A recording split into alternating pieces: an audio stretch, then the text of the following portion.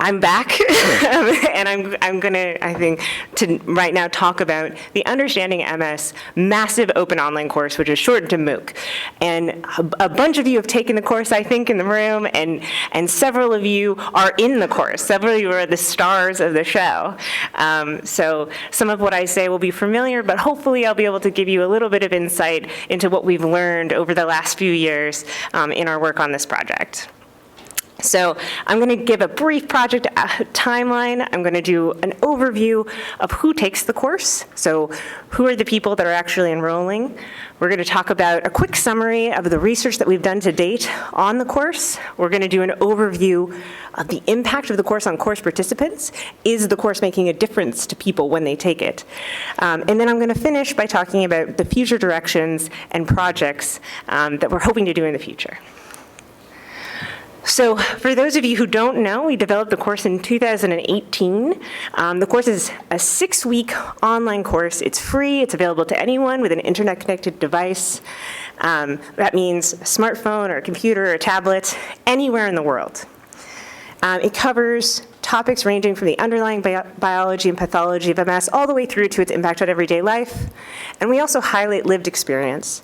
So there are videos throughout the course where we talk to people living with MS, carers, healthcare providers, about their experience in the MS community and on their journey with MS. We launched the course in April 2019 after much help from many people in this room. And we've had 5 total enrollments since then, over the last 2 years. So enrollments have been high over that time. In total, more than 20,000 people from more than 120 countries have taken part in the course so far, and in just 2 years. And of those people, more than 10,000 have completed the entire course, which doesn't seem like maybe that much, or maybe it does. I like to think it's a nice round number. But it's about a 42% completion rate, which for courses of this type, which are free online, that's a really high completion rate. Normally, completion rates are about 10%. So sort of 1 in 10 people gets all the way to the end. So we're seeing much higher rates of completion in this course. And the course is becoming more diverse over time. So as I said, we have participants from over 120 countries. We're seeing that the percentage of people who live outside of Australia, who are international participants, has gone up over time, and it's now hovering around 50% of people who take the course do not live in Australia. So that's an exciting change. And similarly, we're seeing that the percentage of male participants has gone up over time. We have more female than male participants for reasons that I think we can all understand, in that MS affects more females than males in general. So you might expect that, but we're seeing that we're going up to about 20% of our participants are male now, and it seems to be sort of hovering around there. Most of the people who take part in the course are what we would call health information consumers. So that means people living with MS, families and friends of people living with MS, and carers. We get a whole range of other people taking the course, including a pretty healthy number of people who say they have no connection to the MS community and that they just want to learn more. Of the participants who are living with MS, 50%, so half, are within 4 years of diagnosis. This means they're pretty early in their MS journey. So how do we know any of that? How do we know any of those numbers? How did I come up with any of those graphs? Well, we research the MS MOOC pretty extensively to try and understand its impact. And we do that in 2 main ways. We look at course-collected data, and that data includes things like engagement, so how far people get in the course, the information they give us at enrollment, feedback surveys at the end of the course, and discussion board posts that they make during the course. And then we also study how the course impacts people. And the way that we do that is we recruit a cohort study around each enrollment. So we ask people to take a survey before the course starts, right after it finishes, and then 6 months after it finishes. And that lets us see how have these people changed over that time. And we measure things that we're interested in changing. The primary goal of the course is to increase knowledge and understanding about MS So we assess knowledge and related things like health literacy, resilience, self-efficacy in the people who take the course. And we've done quite a bit of research. So in 2 years, we've created all of these projects. Some of them are published or trying to be published. I'm not going to spend much time on this. It's just we've been working hard to try and understand what's going on. And what we found is that people who complete the course really like the course, which is nice to hear. 97% of people who take the feedback survey tell us that they're satisfied or very satisfied with the course. 98% say it has above average quality. And you can see sort of the middle bars tell us that the course isn't that difficult to understand, and that we probably have about the right amount of material. Only 5% people say there's too much material in the course, and only 15% say there isn't enough. So we're probably in a sort of sweet spot of about 2 hours a week of content, and that seems to be about right. The most exciting bar on this graph for me is the one on the far right, which tells us that 2/3 of people who complete this feedback survey say that they have applied information from the course at the point of course completion. So by the time they're done with the course, they've used some of the information that we've shared with them in the course. And we know from drilling deeper into this information that some people are more likely than others to find the information helpful. And we know that caregivers are more likely to find it helpful and to apply the information. We know that people without a university education are more likely to apply it. And we know that among people living with MS, people early in their journey are more likely to find it. It improves their understanding, and they apply that information. We've also assessed the impact on those outcomes, so those cohort studies I talked about. We've also assessed sort of how have people changed over the course of taking this MOOC. And this table was generated by the indomitable Barnabas Bessing, who just spoke. So he's doing this analysis.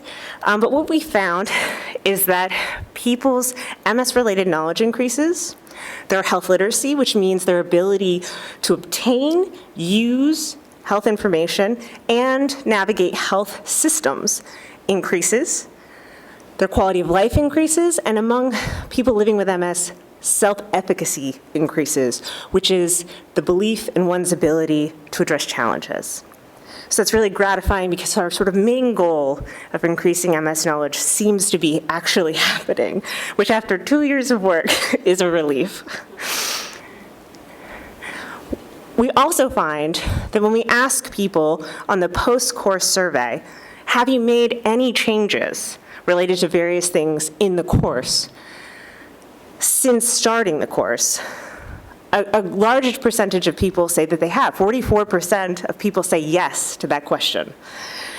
Of those, we were able to measure the change that people said that they made. So for about 65%. So for example, if someone said, I'm exercising more, well, we actually measured that on the survey so we can check.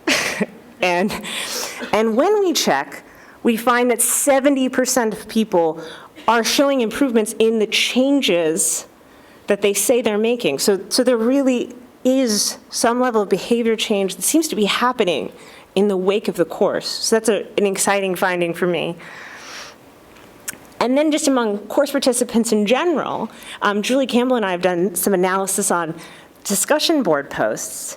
And what we were interested in looking at here was something called information asymmetry, which is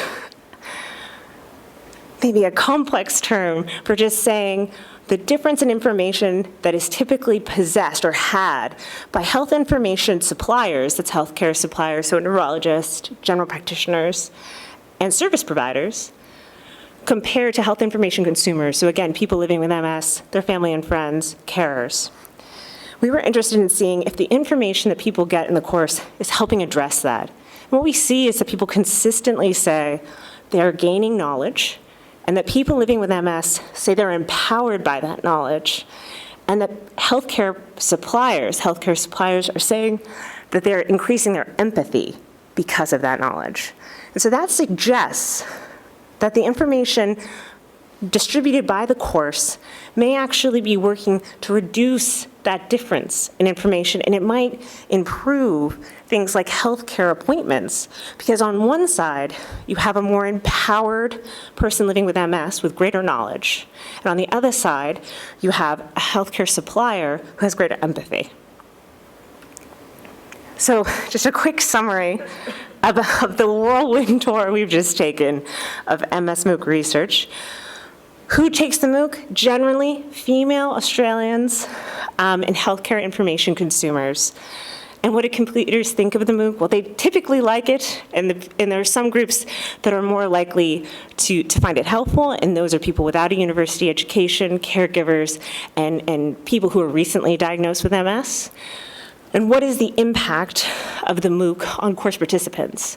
It increases MS knowledge, it increases quality of life, health literacy, and for people living with MS, self-efficacy. And it also induces some level of behavior change, at least close to after the course is closed. So moving on from here, what would we like to look at next? Well, lots of things, of course. But we will be looking at the impact of the MOOC on healthcare utilization, so how much people are seeing healthcare providers. We'll be looking at its impact on communication about MS. We'll be recruiting an international cohort to assess access and satisfaction with healthcare and support services. We'll be looking at the long-term effects of the course, so we'll be getting data from those 6-month surveys after the course closes to see if the changes we're seeing in the immediate post-course survey are maintained over the long term. And we'll be running the 6th enrollment of the course, which starts in September 2021. And actually, this number is out of date. We now have closer to 700 people enrolled. So how to get involved? You can take the course if you'd like to. There's information about it in your delegate packs. You can also spread the word, and if you've already taken it, and share it with others you think might enjoy it. In addition to that, what I haven't put on here is we are developing 4 short courses, and we'll be soliciting for people to participate in the creation of those courses. There's in fact sign-up sheets for you to participate in focus groups on the creation of one on aging well with MS and caring and supporting someone living with MS at the trade tables outside. But going forward, I'm sure we'll be in touch about various opportunities to be in videos and share your stories in various ways in those short courses. And with that, I'd like to thank project contributors that include Multiple Sclerosis Limited, who has been a wonderful project partner, and the Wicking Dementia Research and Education Center. I tried to fit everyone who took part in this course on this slide, but I couldn't do it and keep the formatting. But just know, many people contributed, and it couldn't have been done without any of them. And for that, I'm incredibly grateful. So with that, I'd like to thank the event organizers, and I'm happy to take any questions.